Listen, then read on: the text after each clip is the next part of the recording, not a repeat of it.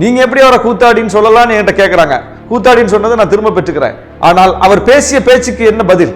நான் எதிர்வினை தான் ஆற்றினேன். வினையாற்றியது யார் அந்த இடத்துல? எங்க தலைவரை அவமரியாதை செய்யக்கூடிய உரிமை விஜய்க்கு இருக்கா? கூத்தாடின்னு சொல்லிட்டாருங்கிறதா பிரச்சனையா இருக்கே தவிர அவர் பேசியது சரியா? அதுக்கு விடை வேணும்ல. முழுக்க முழுக்க திருமாவளவன் என்கிற தலைவர் திமுகவுக்கு கட்டுப்பட்டிருக்கிறாரு. அவர் கூட்டணி அழுத்தத்தினால இந்த மேடைக்கு கூட, அம்பேத்கர் நூல் வெளியீட்டு விழா மேடைக்கு கூட வர முடியாத நிலைமைக்கு ஆளாயிருக்காரு அப்படின்னு சொல்லுவது அவருடைய ஆளுமையை சிதைக்குது. விஜய் அவர்கள் அங்க யாரை கொச்சப்படுத்துறாருன்னா, திமுகவை அல்ல, கூட்டணியை அல்ல, எங்கள் கட்சி தலைவரை, எங்கள் தலைவரையே கொச்சப்படுத்துறாரு. அதை எப்படி நாங்க அனுமதிக்க முடியும்? விகடனை நடத்தினாலும் அதற்கு ஒரு நோக்கம் இருக்கிறது. ஏன்னா விகடன் கடந்த 2 மாதங்களுக்கு மேலாக விஜய் குறித்த பெரிய விமர்சனங்களே வைக்கல. ஒரு பத்திரிகை விஜய் களத்துக்கு வரலங்கிறத அட்டையில போட்டு கேட்கணும்ல. புதிதாக கட்சி தொடங்கிய 2 மாசமா எங்க உட்கார்ந்துட்டு இருக்கீங்க அப்படின்னு ஒரு அட்டை போடணும்ல. சீமானுக்கு அட்டை போட்டிருக்குல, விஜய்க்கு அட்டை போட்டுச்சா? ஆனால் அது புரட்சியாளருக்கு சிறப்பு சேர்க்கிற விழா இல்லை, விஜய்க்கு அணி சேர்க்கை செய்கிற விழாங்கிறத நேற்று மேடை காட்டி கொடுத்ததா இல்லையா? எவ்வளவு மலிவான அரசியல் மேடையா மாத்தினாங்க. மாறி திமுகவை திட்டுறதுக்கு அந்த மேடை.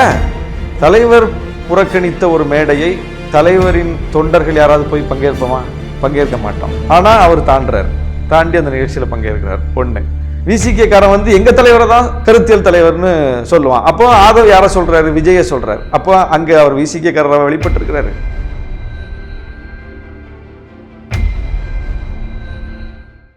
லிபர்டி தமிழ் நேயர்களுக்கு வணக்கம். இன்றைய நேர்காணலில் நாம் சந்திக்கிறப்பவர் விடுதலை சிறுத்தைகள் கட்சியின் மாநில துணை பொதுச் செயலாளரும் நாகை சட்டமன்ற உறுப்பினருமான திரு ஆலூர் சாமாஸ் அவர்கள். வணக்கம். வணக்கம்.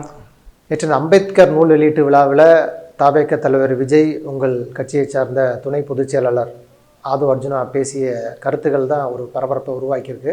அது குறித்தான விவாதத்தில் நீங்கள் ஒரு தொலைக்காட்சியில் பேசும்பொழுது, விஜய் குறித்து பேசும்பொழுது, விஜய் எங்கள் தலைவரை திமுக கட்டுப்படுதுன்னு சொல்லிட்டாரு, ஒரு கூத்தாடி இப்படி பேசலாமான்னு சொல்லி ரொம்ப ஆவேசமாக வெளிப்பட்டீங்க.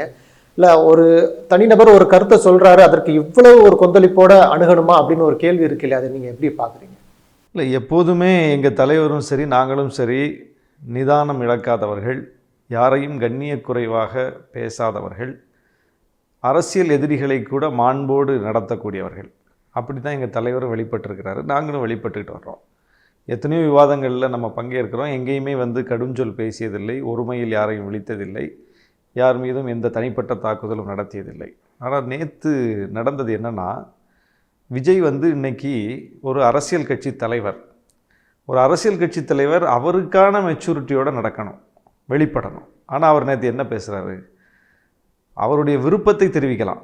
விடுதலை சிறுத்தைகள் இந்த மேடைக்கு வர வேண்டும் என்று நான் விரும்புகிறேன், விடுதலை சிறுத்தைகளோடு தமிழக வெற்றிக் கழகமும் இணைந்து பயணிக்க வேண்டும் என்று நாங்கள் விரும்புகிறோம் அப்படின்னா அது வேற. அவருடைய விருப்பத்தை தெரிவிப்பது என்பது வேற.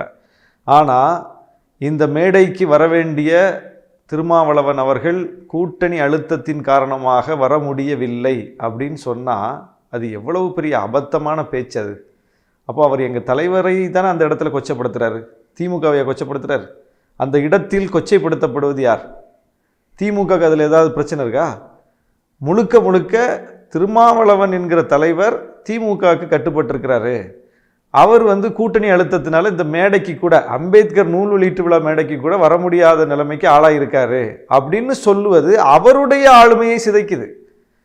விஜய் அவர்கள் அங்கே யாரை கொச்சப்படுத்துறாருன்னா, திமுகவை அல்ல, கூட்டணியை அல்ல, எங்கள் கட்சி தலைவரை, எங்கள் தலைவரையே கொச்சப்படுத்துறார். அதை எப்படி நாங்கள் அனுமதிக்க முடியும்? அப்போ நான் அதில் என்ன வாதம் வச்சேன்னா, விஜய்க்கு 35 ஆண்டு காலம் சினிமா நடிப்பு அனுபவம் இருக்குது, எங்கள் தலைவருக்கு 35 ஆண்டு கால அரசியல் அனுபவம் இருக்குது.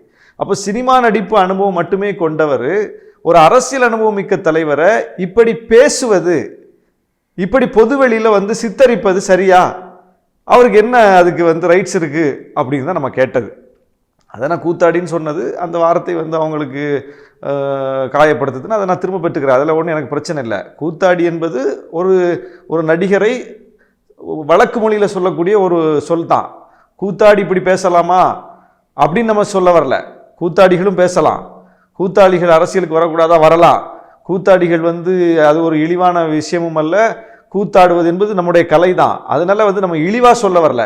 35 ஆண்டு காலம் சினிமா நடிப்பு அனுபவம் மட்டுமே கொண்ட ஒருவர், 35 ஆண்டு கால அரசியல் அனுபவம் மிக்க ஒரு தலைவரை இப்படி வந்து பொது வெளியில டேமேஜ் பண்றது அப்படிங்கிறது அவருக்கு அந்த ரைட்ஸ் இல்லை. ஏன்னா அவருக்கு அந்த அனுபவமே இல்லை. ஒரு பொலிட்டிக்கல் லீடர் கிடையாது. அவர் இப்பதான் வந்திருக்காரு அரசியலுக்கு. 35 ஆண்டு காலம் அவருக்கு என்ன அனுபவம் இருக்குன்னா சினிமா நடிப்பு அனுபவம் தான் இருக்கு. இப்போ கூத்தாடி அப்படிங்கிறத எடுத்துட்டு சினிமா நடிகர்னு போட்டு வேணா அதை நீங்க பாருங்க, அது உங்களுக்கு கான்ட்ரவர்சியா தெரியாது. ஒரு சினிமா நடிகரான விஜய் அந்த அனுபவம் மட்டும் கொண்டவரே வந்து ஒரு பெரிய அரசியல் தலைவர் இப்படி பேசலாமா அப்படின்னு நீங்க அதுல சினிமா நடிகர்னு பொருத்திட்டீங்கன்னா இது பிரச்சனை ஆகாது. கூத்தாடின்னு சொல்லிட்டாருங்கிறதா பிரச்சனையா இருக்கே தவிர அவர் பேசியது சரியா, அதுக்கு விடை வேணும்ல.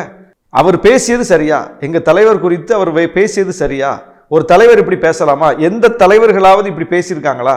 எங்க தலைவர் கலைஞர் கூட அரசியல் பண்ணியிருக்காரு, ஜெயலலிதா அம்மையார் கூட அரசியல் பண்ணியிருக்காரு, இன்னைக்கு முதலமைச்சர் ஸ்டாலின் அவர்களோட அரசியல் பண்றாரு. அகில இந்திய அளவில் ஒரு மிகப்பெரிய தலைவராக இன்னைக்கு எமர்ஜ் ஆகி வர்றாரு. அகில இந்திய அளவில் எவ்வளவோ தலைவர்களை பார்க்கிறாரு. பிஜேபி எதிர்க்கிறோம், ஆனால் யாரும் இவருடைய ஆளுமை குறித்து கேள்வி எழுப்புனது கிடையாது. நீங்க அதான் சொல்றேன், விசிகா உங்களோடு வரலாம் என்று உங்களுடைய விருப்பத்தை தெரிவிக்கிறது வேற. நாங்கள் விரும்புகிறோம்னு சொல்லலாம். இந்த மேடைக்கு கூட அண்ணன் வந்திருக்க வேண்டும், அது என்னுடைய விருப்பம் அப்படின்னா முடிஞ்சு போச்சு. அது தாவேக்காவுடைய விருப்பம், விஜயுடைய விருப்பம். நாங்கள் அதில் தலையிட போறதில்லை. நாங்கள் வர முடியாதுன்னு சொன்னால் அது முடிஞ்சு போச்சு. அவங்க வரணும்னு சொல்றாங்க, நாங்கள் வர முடியாதுன்னு சொல்றோம், அதோட அது முடிஞ்சு போயிடும். அவங்க ஒரு எதிர்பார்ப்பை வைக்கிறாங்க, நாங்கள் அதுக்கு ஒரு விடை சொல்றோங்கிறதோட அது முடிஞ்சு போயிடும். ஆனால் அதுக்கு ஒரு காரணத்தை கற்பிக்கிறார் பாருங்க விஜய். அதை விஜய் செய்யக்கூடாது, ஒரு அரசியல் கட்சி தலைவர் அதை செய்யக்கூடாதுல்ல. அப்போ அந்த இடத்துல நாங்கள் ரியாக்ட் பண்ணாமல் அமைதியாக இருந்தா, ஏற்கனவே எங்கள் தலைவர் வந்து சட்டமன்ற வளாகத்தில் செய்தியாளர்கள்ட்ட எப்போதும் பண்பாக நடக்கக்கூடிய தலைவர், எந்த செய்தியாளர்கள் எவ்வளவு பெரிய கடுமையான கேள்வி கேட்டால் பதில் சொல்லக்கூடிய தலைவர். ஒரே ஒரு இடத்துல ஆவேசமா வெளிப்பட்டார். எதுக்கு ஆவேசப்பட்டாரு? ஒரு செய்தியாளர் அவரை பார்த்து என்ன கேட்டாரு? என்ன நீங்க திமுக காரர் மாதிரி பேசுறீங்கன்னு கேட்டார். அப்போ அந்த இடத்தில் எப்போதும் வந்து பண்பாக வெளிப்படக்கூடிய தலைவர் அந்த இடத்துல ஆவேசமா வெளிப்பட்டாரா இல்லையா? அந்த இடத்துல ஒரு சலசலப்பாச்சா இல்லையா? ஏன்னா ஒரு கட்சி தலைவரை இன்னொரு கட்சியினுடைய பேரை சொல்லுவது என்பது அபத்தமானதுல. அவர் என்ன முடிவெடுக்க தெரியாத தலைவரா? அவருக்கு சொந்த முடிவெடுக்கும் திறன் இல்லையா? இன்னொருத்தர் வந்து அவரை வழிநடத்த முடியுமா? அப்படிப்பட்ட தலைவரா முதல்ல அவர் சுயமாக முடிவெடுப்பதையே தன்னுடைய அரசியல் நிலைப்பாடா 25 ஆண்டு காலமாக வெளிக்காட்டி வருபவர். எந்தவித அரசியல் ஆசாபாசங்களுக்கும் உட்படாதவர். அவர் பெரிய பெரிய அதிகார சக்திகள் வந்து அவர்கிட்ட வந்து வலை வீசின பிறகு கூட அதுக்கு இணங்காதவர். அப்ப அவருடைய ட்ராக் அப்படி இருக்கு, அது நல்லா தெரியுது. நீங்களே அதுக்காக தான் அவரை மதிக்கிறீங்க. இப்ப விஜய் ஏன் எங்க தலைவரை மதிக்கிறார்? எங்க தலைவர் அந்த மேடைக்கு வரணும்னு விஜய் ஏன் விரும்புறார்? எத்தனையோ கட்சிகள் இருக்கும்போது விசிகாவோட அணி சேரணும்னு விஜய் ஏன் துடிக்கிறார்? எத்தனையோ கட்சிகள் இருக்குல்ல. இப்ப நாங்க என்ன பெரிய தமிழ்நாட்டை ஆண்ட கட்சியா, அல்லது நாளைக்கே தமிழ்நாட்டை ஆள போற கட்சியா? இப்ப நாங்க ஒரு வளரும் கட்சி. விஜய் இன்னைக்கு கட்சி தொடங்கின உடனேயே அவருடைய நேரடி இலக்கியம் விசிகாவா இருக்கு. அப்ப விசிக தலைவருடைய அணுகுமுறை அவருக்கு பிடிச்சிருக்கு. விசிக தலைவர் சொன்ன சொல்ல காப்பாற்றுவார் அப்படிங்கிறது அவருக்கு தெரியுது. விசிக தலைவர் வந்து கொள்கையில உறுதியா இருப்பார் அப்படிங்கிறது அவருக்கு தெரியுது. அப்ப இந்த ட்ராக் எல்லாம் பார்த்து தானே நீங்க விரும்புறீங்க அவரை. அப்ப நீங்க விரும்பக்கூடியவர் வந்து அவரை கொச்சப்படுத்த கூடாதுல்ல. இல்ல, அவருடைய பேச்சினுடைய தொடர்ச்சி உங்கள் கட்சியை சார்ந்த ஆதோ அர்ஜுனா பேசிய பிறகுதான் அவர் பேசுறாரு. அவரும் இதே கருத்தை தான் சொல்றாரு. எங்க இருந்தாலும் தலைவருடைய மனது இங்க தான் இருக்குன்னு சொல்றாரு. ஒருவேளை அவருடைய எண்ணத்தை பிரதிபலிக்கும் விதமா தானே இவர் பேசியிருப்பாரு. உங்கள் கட்சியை சார்ந்த அவர் விசிக காரர், அவர் சொல்றாரு. விசிக காரர் சொல்றத விசிக பார்த்துக்கும். தாவேக தலைவர் அதை சொல்றாரு. விஜய்க்கு வந்து பகுத்து பார்க்கிற தன்மை வேணும்ல, இதை நம்ம சொல்லலாமா அப்படின்னு தோணணும்ல. அவர் ஒரு மாபெரும் தலைவர். அவர் நமக்கு 35 வருஷம் சினிமா அனுபவம் தான் இருக்கு, அவருக்கு அரசியல் அனுபவம் இருக்குது. அப்படிப்பட்ட ஒரு அரசியல் அனுபவம் கொண்ட தலைவரை ஒரு கூட்டணி நிர்பந்தப்படுத்துது, அதற்கு இவர் ஈல்ட் ஆயிட்டாருன்னு சொல்லி அவரை டேமேஜ் பண்றோமே, இதை நம்ம செய்யலாமான்னு ஒரு கணம் யோசிக்கணும்ல விஜய். அப்போ அது விஜயினுடைய முதிர்ச்சியற்ற வெளிப்பாடாக தானே நேற்று போய் முடிஞ்சிருச்சு அது அந்த இடத்துல. இப்போ எங்கள் தலைவர் அதை மறுத்துட்டார்ல, விஜய் பேசிட்டாரு, எங்கள் தலைவர் உடனே மறுத்துட்டார்ல, இது அபத்தமானது, நான் தான் ஏற்கனவே தெளிவுபடுத்திட்டேனே, கூட்டணி நிர்பந்தத்தால் நான் வரலன்னு தெளிவுபடுத்திட்டேனே, இது வந்து நானா எடுத்த முடிவு, என்னை யாரும் அப்படி அழுத்தம் கொடுக்க முடியாது அப்படின்னு நான் தெளிவுபடுத்திய பிறகும், நான் மறுத்த பிறகும், ஒரு விஷயத்தை 1க்கு 3 முறை வந்து விளக்கம் கொடுத்த பிறகும் விஜய் வந்து அப்படி பேசக்கூடாதுல்ல. விஜய் கட்சியில் உள்ள ஒரு 4 பேர் சோசியல் மீடியாவில் பேசிட்டு போறாங்கன்னா அதை எங்களால் புரிஞ்சுக்க முடியுது. அல்லது அவங்களுடைய செய்தி தொடர்பாளர்கள் டிவியில் பேசினா கூட நாங்கள் அதை கடந்து போறோம், இல்லை அதுக்கு பதில் சொல்லிட்டு போறோம். ஆனால் விஜய் ஒரு தலைவர் இன்னைக்கு. அப்ப அந்த தலைவர் எப்படி அப்படி பேசலாம்? அதுதான் இன்னைக்கு கேள்வியா இருக்கணும். நீங்க எப்படி அவரை கூத்தாடின்னு சொல்லலாம்னு என்கிட்ட கேட்கறாங்க. கூத்தாடின்னு சொன்னதை நான் திரும்ப பெற்றுக்கிறேன். ஆனால் அவர் பேசிய பேச்சுக்கு என்ன பதில்? நான் வந்து எதிர்வினை தான் ஆற்றினேன். வினையாற்றியது யார் அந்த இடத்துல? எங்க தலைவரை அவமரியாதை செய்யக்கூடிய உரிமை விஜய்க்கு இருக்கா? அவரை வந்து இப்படி குறைத்து மதிப்பிடலாமா? அவருடைய இமேஜை டேமேஜ் பண்ணலாமா? அந்த ரைட்ஸ் அவருக்கு யார் கொடுத்தது? அவர் ஒரு தலைவர் தானே. அப்போ நாங்கள் எங்கேயாவது அப்படி விஜயினுடைய அந்த நிலைப்பாடுகளை டேமேஜ் பண்ணோமா? அவர் ஒரு கருத்து சொன்னார், நாங்கள் ஒரு மாற்று கருத்து சொன்னோம். அவர் ஒன்று பேசினாரு, அது அப்படி பேசக்கூடாது, இப்படி பேசணும் அப்படின்னு சொன்னோம். இப்படி பேசணும்னு கூட நாங்கள் சொல்லலை, அப்படி பேசக்கூடாது அப்படின்னு சொன்னோம். அவர் வந்து பாசிசமா பாயாசமான்னு கேட்டார், அதுக்கு நாங்கள் மறுப்பு சொன்னோம். ஆனால் நாங்கள் அவர் கட்சி தொடங்கினதுக்கு எதிராக ஏதாவது சொன்னோமா? வரவேற்றோம், வாழ்த்தினோம், மாநாட்டுக்கு வாழ்த்து தெரிவித்தோம். அதற்கு பிறகும் கூட தொடர்ச்சியாக அவருடைய நிலைப்பாடுகள் அது அப்படின்னு தான் சொல்கிறோம். ஆனால் அதுக்காக வந்து நாங்கள் நினைக்கிற நிலைப்பாட்டுக்கு அவர் வரணும்னு ஏதாவது நிர்பந்தம் கொடுத்தோமா? நாங்கள் திமுக கூட்டணியில் இருக்கிறோம், விஜயும் திமுக கூட்டணிக்கு வந்துடணும் அப்படின்னு எங்கேயாவது நாங்கள் சொன்னோமா? அதுக்காக எதுவும் லாபி பண்ணோமா? அந்த ஒரு புற அழுத்தத்தை அவர் மேலே ஏற்படுத்தினோமா? அவர் புதுசாக கட்சி தொடங்கி இருக்காரு, அவர் என்ன நிலைப்பாடு எடுப்பாரோ எடுப்பார், அது அவருடைய உரிமை. அந்த தெளிவு எங்களுக்கு இருக்குல்ல. அதே மாதிரி நாங்க ஒரு அரசியல் கட்சி, என்ன நிலைப்பாடு நாங்க எடுக்கணுமோ அதை நாங்க தானே எடுப்போம். எங்க நிலைப்பாட்டையும் தாவேக்கா எடுக்கணும். நாங்க ஏன் வந்து அந்த மேடைக்கு போகணும்? நாங்க எங்கேயாவது வர்றோம்னு சொன்னோமா? எங்க தலைவர் எங்கேயாவது சொன்னாரா? விகடன் அழைச்சாங்க. எப்படி அழைச்சாங்க? முதலமைச்சர் பங்கேற்கிறார், நீங்களும் பங்கேறுங்க அப்படின்னு தானே அழைச்சாங்க.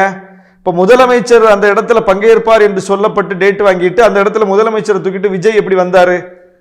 அப்போ இதுல மாத்தினது யாரு? நிகழ்ச்சியின் வடிவம் எப்படி மாறி போச்சு? நாங்க மாத்தினோமா? நாங்க வர்றேன்னு சொல்லிட்டு வராம போனோமா? என்ன பேச்சு இது? அப்போ நீங்க திட்டமிட்டு அந்த நிகழ்ச்சியை அம்பேத்கர் நிகழ்ச்சியாக நடத்தாமல் உங்களுக்கான அரசியல் நிகழ்ச்சியாக திட்டமிட்டு வடிவமைக்கிறீர்கள். இந்த மேடை இப்படித்தான் அமையும்னு எங்க தலைவருக்கு தெரியும். 35 வருஷம் களத்துல எவ்வளவு அரசியல் அசைவுகளை பார்த்திருக்கிறாரு, எவ்வளவு விஷயங்களை கடந்து வந்திருக்கிறாரு, எத்தனை கூட்டணி பார்த்திருக்காரு, எத்தனை தலைவர்களோட அரசியல் பண்ணியிருக்காரு. அவருக்கு தெரியாத இந்த நிகழ்ச்சி எப்படி நடக்கும்னு. விகடனை நடத்தினாலும் அதற்கு ஒரு நோக்கம் இருக்கிறது. ஏன்னா விகடன் கடந்த 2 மாதங்களுக்கு மேலாக விஜய் குறித்த பெரிய விமர்சனங்களே வைக்கல. ஒரு பத்திரிகை வந்து விஜய் வந்து களத்துக்கு வரலங்கிறத அட்டையில போட்டு கேட்கணும்ல. புதிதாக கட்சி தொடங்கிய 2 மாசமா எங்க உட்கார்ந்துட்டு இருக்கீங்க அப்படின்னு ஒரு அட்டை போடணும்ல. சீமானுக்கு அட்டை போட்டிருக்குல, விஜய்க்கு அட்டை போட்டுச்சா? அப்போ அந்த விகடனுக்கு ஒரு நோக்கம் இருக்கிறது, விஜய்க்கு ஒரு ஒளிவட்டம் கொடுக்கிறது விகடன். இந்த நிகழ்ச்சியை விஜய்க்கான ஒரு அரசியல் அணிசேர்க்கைக்கான மேடையாக பயன்படுத்த பார்க்கிறார்கள்ங்கிறது எங்க தலைவருக்கு தெரிஞ்சது. அதற்கு நம்மை பகடைக்காய் ஆக்குவார்கள். அந்த இடத்துல போய் நம்ம நிக்க வேண்டிய அவசியம் இல்லை. இது புரட்சியாளர் அம்பேத்கருக்கு சிறப்பு செய்கிற விழா மட்டுமே என்றால் கட்டாயம் எங்க தலைவர் போயிருப்பார். ஆனால் அது புரட்சியாளருக்கு சிறப்பு சேர்க்கிற விழா இல்லை, விஜய்க்கு அணிசேர்க்கை செய்கிற விழாங்கிறத நேற்று மேடை காட்டி கொடுத்ததா இல்லையா? நேற்று என்ன புரட்சியாளருக்கு அங்க சிறப்பு சேர்க்கப்பட்டது? அந்த அரசியலுக்கு அப்பாற்பட்ட அந்த மேடைக்கு போய் உட்கார்ந்த டெல்டும்டையும் நீதியரசர் சந்துரும் எப்படி உட்கார்ந்துருந்தாங்க? இவங்க பேசின பேச்செல்லாம் கேட்டுட்டு அவங்களுடைய முகம் எப்படி இருந்தது, அவங்களுடைய உடல் மொழி எப்படி இருந்துச்சு, அவங்களால அந்த மேடையில் உட்கார முடிஞ்சுதா? அப்போ அந்த மேடை இவங்க எப்படி மாத்தினாங்க? எவ்வளவு மலிவான அரசியல் மேடையா மாத்தினாங்க. மாறி மாறி திமுகவை திட்டுறதுக்கு அந்த மேடை, திமுகவை திட்டுறத நீங்க திட்டுங்க, வேற மேடை போட்டு திட்டுங்க. ஆனால் அம்பேத்கர் விழான்னு சொல்லி வச்சுட்டு அம்பேத்கர் பற்றிய சிறப்புகளை பேச வேண்டிய ஒரு மேடையில, அவருக்கு புகழாரம் சூட்ட வேண்டிய மேடையில, அவர் கருத்தியலை வலிமையா எடுத்துரைக்க வேண்டிய மேடையில எங்க தலைவரையும் கூப்பிட்டு அதுல வரணும்னு சொல்லி அழைச்சிக்கிட்டு இப்படி நீங்க வந்து நேரடியான உங்க அரசியலை செய்வதற்கு அந்த மேடையை பயன்படுத்துவீர்கள்னா அதுல எப்படி நாங்க பங்கேற்க முடியும்? நாங்க எங்களுக்குன்னு ஒரு அரசியல் இருக்குல்ல, எங்களுக்குன்னு ஒரு முடிவு இருக்குது, எங்களுக்குன்னு ஒரு அரசியல் இருக்குது, நாங்க அதுல பயணிச்சுக்கிட்டு இருக்கிறோம். அப்படி இருக்கும்போது எங்களை கொண்டு வந்து இதுல இழுத்து விடணும்னு ஏன் இது துடிக்கிறீங்க? இது திமுகவை காலி பண்ற வேலையா, விசிகாவை காலி பண்ற வேலையா? இப்படி எப்பவாவது வந்து விசிகாவை வந்து ஒரு பெரிய கூட்டணியில இடம்பெற செய்யணும்னு என்னைக்காவது இது மாதிரி லாபி நடந்திருக்குதா? ஒரு பெரிய கூட்டணியில இருக்க விசிகாவை இழுத்து கீழே விடணும்னு இவ்வளவு லாபி நடக்குது. ஆனா விசிகா இப்படி ஒரு பெரிய கூட்டணியில இடம்பெற முடியாமல் எத்தனையோ தேர்தலை சந்திச்சிருக்கோம். அப்பமெல்லாம் யாராவது வந்து இப்படி விகடனை வந்து அல்லது வேற யாராவது வந்து ஒரு மேடையை போட்டு ஒரு பெரிய தலைவரை வர வச்சு, எங்க தலைவரையும் அதுல வர வச்சு ஜாயின் பண்ணி விட்டு விசிகா ஒரு பெரிய கூட்டணியில் இடம்பெறட்டும்னு ஒரு லாபி இதுவரைக்கும் செய்யப்பட்டிருக்கா? ஒரு மேடை இதுவரைக்கும் அமைக்கப்பட்டிருக்குதா? கிடையாது. அப்ப இது வந்து திமுக இன்னைக்கு நாங்க அந்த கூட்டணியில் இருக்கிறது வந்து யாராவது எங்களுக்கு வந்து ரூட்டு போட்டு கொடுத்து நாங்க அந்த இடத்துல போய் உட்கார்ந்துருக்கோமா? எங்க தலைவர் அவருடைய உழைப்பால, அர்ப்பணிப்பால, வியூகத்தால, அவருடைய நீண்ட போராட்டத்தால இன்னைக்கு அந்த கூட்டணியில் இடம் பிடித்திருக்கிறார். ஒரு வெற்றிகரமான கூட்டணியில 8 ஆண்டுகளா தொடர்றார். 3 தேர்தல்களில் தொடர்ந்து வெற்றி பெற்று வந்திருக்கிறோம். கட்சிக்கு அங்கீகாரம் பெற்றிருக்கிறோம். முதல் முறையாக இதெல்லாம் விசிகாவுடைய வரலாற்றுல. அப்போ ஒரு 25 ஆண்டு கால நீண்ட நெடிய போராட்டத்தின் விளைவாக அந்த கூட்டணியில் தொடர்கிறோம். அது யாரும் லாபி செய்து அல்ல, யாரும் எங்களுக்கு துணையாக நின்று பேசி அல்ல, யாரும் எங்களை வந்து அங்க கொண்டு போய் சேர்த்து விடல. அது எங்களால் ஏற்படுத்தப்பட்ட ஒன்று. அப்ப நாங்க அதை பாதுகாப்பதற்கு தான் பார்ப்போம். நாங்க வந்து அதை உடைச்சுக்கிட்டு வந்து வெளியே நின்று தெருவில் நின்று பரிசோதனை முயற்சிகள் எல்லாம் செய்ய முடியாது. அதுக்கான தேவை எங்களுக்கு கிடையாது. இல்ல, உங்க தலைவர் என்றுமே சொல்கிறார், இன்றைக்கு பேட்டியில் கூட சொல்கிறார், நாங்கள் திமுக கூட்டணியில் தான் இருப்போம், உறுதியாக இருப்போம்னு சொல்கிறாரு. ஆனால் உங்கள் கட்சியை சார்ந்த துணை பொதுச் செயலாளர் சொல்கிறார், அதே மேடையில் சொல்கிறாரு, மன்னராட்சி நடக்குது, பிறப்பால் முதல்வரை தீர்மானிக்கிறாங்கன்னு ஒரு கேள்வியை கேட்குறாரு. அதுக்கு உதயநிதியும் பதிலடி கொடுக்குறாரு. அந்த ஜனநாயகப்படி மக்கள் தேர்ந்தெடுக்கிறாங்க, அந்த அறிவு கூட இல்லையா அந்த ஆளுன்னு சொல்லி அவர் கடந்து போகிறாரு. ஆனால் உங்கள் கட்சியிலேருந்தே ஒரு கலவுக்குள்ள தான். எங்கள் கட்சிக்காரர் தான் அவர், கட்சியில் பொறுப்பில் இருக்கிறாரு, துணை பொதுச் செயலாளர் இருக்காரு, நானும் துணை பொதுச் செயலாளர் இருக்கிறேன். அவருடைய கருத்துக்களை தொடர்ந்து இப்படி பேசிட்டு வர்றாரு. அதில் உச்சமாக நேற்று பாருங்கள், இப்போ எங்கள் கட்சி தலைவர் ஒரு மேடைக்கு அழைக்கப்படுகிறார். அந்த மேடையினுடைய தன்மை உணர்ந்து எங்கள் கட்சி தலைவர் அதற்கு வரமாட்டேன்னு சொல்லிட்டாருன்னு வைங்க. தலைவர் புறக்கணித்த ஒரு மேடையை தலைவரின் தொண்டர்கள் யாராவது போய் பங்கேற்போமா? பங்கேற்க மாட்டோம். அப்போ தலைவர் அதை வரமாட்டேன்னு சொல்லிட்டாரு, அப்படி அதோட நாங்களும் நின்றுவோம். ஆனால் அவர் தாண்டி அந்த நிகழ்ச்சியில் பங்கேற்கிறார். ஒன்று. அதுக்கப்புறம் அந்த நிகழ்ச்சியில் போய் புரட்சியாளர் அம்பேத்கரை வெகுமக்கள் மயப்படுத்துகிறார் விஜய் அப்படின்னு சொல்லி அவருக்கு புகழாரம் சூட்டுறார்.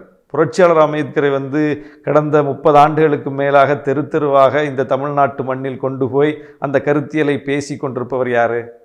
அவரை வெகுமக்கள் மயப்படுத்தி இருப்பவர் யார்? இன்றைக்கு விடுதலை சிறுத்தைகள் கட்சி ஒரு பொது அரசியல் கட்சியாக வடிவம் பெற்று இந்த கட்சிக்குள்ள தலித் அல்லாதவர்கள் உள்வாங்கப்பட்டு இந்த கட்சியினுடைய கொள்கை வழிகாட்டியாக இருக்கக்கூடிய புரட்சியாளர் அம்பேத்கரை தலித் அல்லாதவர்களும் தலைவராக ஏற்றுக்கொண்டு பயணிக்கிறமே, இந்த மாற்றம் எப்படி நிகழ்ந்தது? யாரால் நிகழ்ந்தது? விஜய் வந்த பிறகு நிகழ்ந்திருக்கா? எங்கள் தலைவர் வந்த பிறகு நிகழ்ந்திருக்கு. இன்றைக்கு விஜய் அம்பேத்கரை கையில் எடுப்பதற்கு கூட அடித்தளம் அமைத்திருப்பவர் எங்கள் தலைவர் தான். அம்பேத்கர் அரசியலை பேசாமல் இங்கே அரசியல் செய்ய முடியாது எந்த ஒரு புதிய அரசியல் கட்சிங்கிற நிலைமை யார் உருவாக்குனா? 25 ஆண்டு கால 30 ஆண்டு கால எங்கள் தலைவரின் உழைப்பு தானே அதை காரணமா பார்க்கணும் நீங்க. அப்ப அவருக்குள்ள நீங்க சொல்லணும், இன்றைக்கு அம்பேத்கர் தமிழ்நாட்டு மண்ணில் பேசப்படுவதற்கும் வெகுமக்கள் மயப்பட்டிருப்பதற்கும் ஒரு விரிந்த தளத்தில் அவர் விவாதிக்கப்படுவதற்கும் களம் அமைத்தது விசிக. அதற்கு காரணமான தலைவர் எழுச்சி தமிழர் அப்படின்னு சொல்லி கிரெடிட்டை எங்க கொடுக்கணும்? விசிகே காரன் யாருக்கு கொடுப்பான்னா எங்க தலைவருக்கு தான் கொடுப்பான். ஆனா அவர் விஜய்க்கு கொடுக்கிறார். அப்புறம் கருத்தியல் தலைவர் விஜய்ங்கிறார். இன்னைக்கு இந்தியாவிலேயே கருத்தியல் தலைவர் எங்க தலைவர் எழுச்சி தமிழர் தான், விஜய் கிடையாது. விஜய்க்கு என்ன கருத்தியல்னே இன்னும் விளங்கல, அவருக்கும் விளங்கல, நமக்கும் விளங்கல. இப்பதான் மாநாடு நடத்தி அவர் அறிவிச்சிருக்கிறார், எல்லா கட்சி கருத்தியலையும் உள்வாங்கி ஒன்னை வெளிப்படுத்தி இருக்கிறார். அப்படியெல்லாம் எங்க தலைவர். அவருக்கு யாரும் கருத்தியலை புகட்ட வேண்டியதில்லை, அவருக்கு யாரும் சொல்ல வேண்டியதில்லை. அவராக படித்து அவராக ஆய்ந்து தெளிந்து உணர்ந்து அவர் அம்பேத்கரி அரசியலை பெரியாரி அரசியலை முன்னெடுத்து கொண்டு போகக்கூடிய ஒரு தலைவர், வலிமையாக சனாதன எதிர்ப்பு பேசக்கூடிய தலைவர், அதில் உறுதியாக நிற்கக்கூடிய தலைவர், சமரசம் இல்லாத தலைவர். அப்ப கருத்தியல் உறுதிமிக்க தலைவர் யாரு? விஜயா எங்க தலைவர்? ஆனா எங்க தலைவர் தானே. அப்போ ஒரு விசிகே காரன் யார சொல்லுவான்? விசிகே காரன் எங்க தலைவரை தான் கருத்தியல் தலைவர்னு சொல்லுவான். அப்போ ஆதவ் யார சொல்றாரு? விஜய சொல்றாரு. அப்போ அங்க அவர் விசிகே காரராக வெளிப்பட்டு இருக்கிறாரு. அதுக்கப்புறம் எங்க தலைவருடைய ஆளுமையை சிதைக்கக்கூடிய வகையில கூட்டணி கட்சி நிர்பந்தத்தினால திரும்ப அந்த மேடைக்கு வரலன்னு விஜய் பேசுறார், இன்னொரு கட்சி தலைவர் பேசுறார். ஒரு விசிகே காரன் அதை ரசிப்பானா? விசிகே காரன் கொந்தளிப்பான், விசிகே காரன் ஆவேசப்படுவான். எப்படி சொல்லலாம் இப்படி நீ? எங்க தலைவர் அப்படியெல்லாம் எந்த நிர்பந்தத்துக்கும் ஆளாக மாட்டாரு. அவர் சுயமாக முடிவெடுக்கக்கூடிய தலைவர். அவரோட நாங்க பழகி இருக்கோம், அவரோட நாங்க பயணிச்சிருக்கிறோம். எந்த ஒரு இடத்துலையும் எந்த ஒரு அழுத்தத்துக்கும் பணியாமல் முடிவெடுத்து தான் அவரை நாங்க பார்த்திருக்கிறோம். எந்த முடிவு எடுத்தாலும் அது அவருடைய முடிவு அப்படின்னு தான் பேசணும். இன்னொருத்தர் அப்படி பேசும்போது பார்த்து ரசிக்க கூடாது. அப்போ அவர் எங்கேயுமே விசிகே காரரா நேற்று மேடையில் வெளிப்படல மட்டும் இல்லை, அவர் தாவேகாவினுடைய தலைவர் பேசுவதையெல்லாம் ரசித்து கை தட்டுறார். அப்போ அவர் அப்படிதான் பேசுவார். அவர் ஒரு நிலைப்பாட்டுக்குள்ள தான் அப்படிலாம் பேசுறார். அதனால அது என்னங்கிறத எங்க தலைவர் முடிவு செய்வார். நாங்க போய் அவர்கிட்ட அதுக்கு நாங்க சொல்ல வேண்டியதில்லை, நீங்க நடவடிக்கை எடுங்க, நீங்க இதை கண்டிங்க அப்படின்லாம் நாங்க சொல்ல வேண்டியதில்லை. நாங்க சக நிர்வாகிகள். அது சொல்றது சரியா இருக்காது. அது அவருக்கு தெரியும், தலைவருக்கு தெரியும் என்ன முடிவு எடுக்கணும், எப்படி அணுகணுங்கிறது அவருக்கு தெரியும். அதனால இந்த பிரச்சனை என்பது மொத்தத்தில் இது அபத்தமான வாதங்கள். நீங்க வாரிசு பிரச்சனை என்றால் எல்லா கட்சி வாரிசுகளையும் நீங்க கேள்வி கேட்கணும். பிறப்பால் ஒருவர் உச்ச பொறுப்புக்கு வரக்கூடாது அப்படிங்கிறது தானே உங்க விமர்சனம். இப்போ பிறப்பால் அன்புமணி பாமக உச்ச பொறுப்புல உட்கார்ந்துருக்காரு, அதை நீங்க கேள்வி கேட்பீங்களா? பிறப்பால் ஜி.கே. வாசன் உச்ச பொறுப்புல உட்கார்ந்துருக்காரு, அந்த கட்சியை வழி நடத்துறாரு, நீங்க கேள்வி கேட்பீங்களா? பிறப்பால் இன்னைக்கு தேமுதிக விஜயகாந்துடைய மனைவி மகன் மர்ம மைத்துனர்னு எல்லாம் அந்த குடும்பமே அந்த கட்சியை வழி நடத்துதை நீங்க கேள்வி கேட்பீங்களா? எந்த கட்சியை கேள்வி கேட்பீங்க? சரி, ராகுல் காந்தியை கேள்வி கேளுங்களேன். ராகுல் காந்தி எங்க உட்கார்ந்துருக்காரு, எப்படி வந்தாரு? இது ரொம்ப கூர்மையான விமர்சனம். இது ஆனா யாரை நோக்கி வைக்கிறாங்க? அப்படி பார்த்தா ராகுல் காந்தி நம்ம ஏற்க முடியுமா? ஆனா ராகுல் காந்தி தான் இன்னைக்கு பாசிசத்துக்கு எதிரான ஒரு ஜனநாயக தலைவரா நம்ம ஏற்றுக்கொண்டு நிக்கிறோம். அவர் கரத்தை வலுப்படுத்தி நிக்கிறோம். அகில இந்திய அளவுல பிஜேபியை வீழ்த்துவதற்கு நமக்கு கிடைத்திருக்கிற ஒரு மிகப்பெரிய ஆயுதம் ராகுல் காந்தி. அவரை வாரிசு என்கிற ஒரே காரணத்துக்காக நீங்க நிராகரிக்க முடியுமா? அகிலேஷ் யாதவ் நிராகரிச்சுட்டு நீங்க ஊபியில யாரை வச்சு அரசியல் பண்ணுவீங்க? தேஜஸ்வியை நிராகரிச்சுட்டு நீங்க யாரை வச்சு இந்த பாஜக எதிர்ப்பு அரசியலை பண்ணுவீங்க? தேஜஸ்வி அப்படிங்கிறதுனால லாலுவின் மகன் என்பதனால நிராகரிச்சிட முடியுமா? ஊழல் குற்றச்சாட்டுக்கு உள்ளானவர்கள் அப்படிங்கிறதுனால அந்த கட்சியை வந்து நிராகரிச்சிட முடியுமா? அகிலேஷ் நிராகரிச்சிட முடியுமா? யாரை நிராகரிப்பீங்க? உமர் அப்துல்லா நிராகரிச்சிட முடியுமா? இந்த கூட்டணி தான் இன்னைக்கு இந்தியா முழுவதும் பிஜேபி எதிர்த்து செல்லணும்னு பயணிக்குது. அவங்க வாரிசாகத்தான் இருக்கிறாங்க. ஆனால் அங்க வாரிசா நம்ம அவங்கள பார்க்கறது இல்ல. பிஜேபி எதிர்ப்பு கருத்துல உறுதியா இருக்காங்களா? நம்முடைய சமூக நீதி அடையாளத்தை தூக்கி பிடிக்கிறாங்களா? சமத்துவ கருத்தியலை தூக்கி பிடிக்கிறாங்களா என்று மட்டும்தான் பார்க்கிறோமே தவிர அவங்க மேல ஊழல் குற்றச்சாட்டு இருக்கா, அவங்க வாரிசான்னு பார்க்கறது இல்ல. ஏன் நம்ம கூட்டணியை தாண்டி எதிர்நிலையில் இருக்கிறவர்கள் கூட நம்ம அப்படி பார்க்கறது இல்ல. இப்ப அன்புமணி எதிர்நிலையில தான் இருக்காரு, நம்ம கூட்டணியில இல்ல. அவர் மேல ஊழல் குற்றச்சாட்டும் இருக்குது, வாரிசாவும் இருக்கிறார். அதற்காகவா அன்புமணி எதிர்க்கிறோம்? விசிகா பாமகவை அதற்காகவா எதிர்க்கிறோம்? அன்புமணி வரக்கூடாதுன்னு எங்கேயாவது சொல்லியிருக்கோமா? இல்ல. ஏன் நாங்க அந்த அடிப்படையில் எந்த கட்சியும் பார்க்கறது இல்ல, திமுகவையும் பார்க்கறது இல்ல. ஆனா நீங்க எல்லா கட்சியும் ஏத்துக்கிறீங்க. அந்த விஷயத்துல எல்லா கட்சி விஷயத்திலும் சைலண்ட் மோடுக்கு போறீங்க.